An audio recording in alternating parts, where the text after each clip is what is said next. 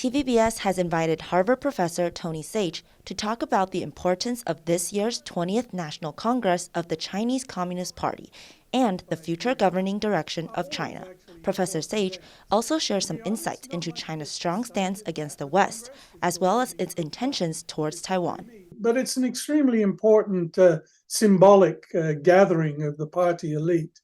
This particular meeting of Urshada is even more important, given that it is almost certain to confirm Xi Jinping's reappointment for a third term at the leadership of the Chinese Communist Party. I think it's going to be continuity rather than change, which means that the tough political atmosphere that we've seen in recent years will continue. On the economy, we're liable to see a continuation of a very state-oriented focus to economic activity with private sector, domestic, international, acceptable as long as it pursues and promotes the main priorities of the Chinese Communist Party. But decoupling is possible in some areas, but clearly not in others. I think if we look at trade, if we look at investment, probably, certainly investment, with Congress bringing in new regulations, with China looking more critically at US engagement, that is an area where I think we'll begin to see some decoupling.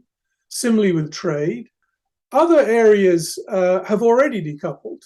AI, for example, and technology. China clearly is developing its own capabilities in that realm.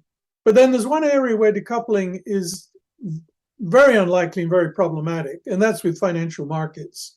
It's a multi-trillion-dollar engagement, and China benefits from it enormously. There's no other place to turn to for the depth of capital markets that is offered by the United States. And I think this risk mitigation operates at two levels. The first is what you were just pointing to, and that is doubling down on not alliances, it doesn't like to call things alliances, but much closer relationships with those countries that do not accept US dominance within the global order. And of course, the prime example there is Russia. The second thing of this sort of risk mitigation, I think, is really promoting China's interests in those institutions and policy areas that deal with global public goods. The war in Ukraine is changing China's thinking towards Taiwan. Armed invasion is not really feasible and therefore not likely.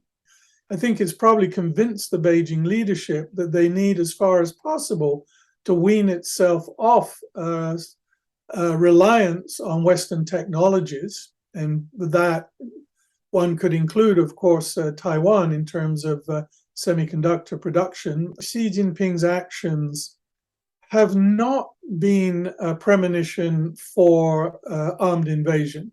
I think it's been primarily with the intention of stopping Taiwan declaring independence, because that would critically undermine Xi Jinping's legitimacy. So I don't think it's to push reunification as such. Xi Jinping is not stupid. I mean, he knows conflict there could be extremely detrimental to China's economic and long-term hopes. And I think he sees the capability to just squeeze Taiwan whenever he thinks it's necessary. Around trade, embargoes, maybe, snipping at one of the outlying islands. He can keep one by one stripping diplomatic recognition from Taiwan to keep up the pressure when Beijing wants to. TVBS English News. A little more, not relaxed, but is looking more to a longer term.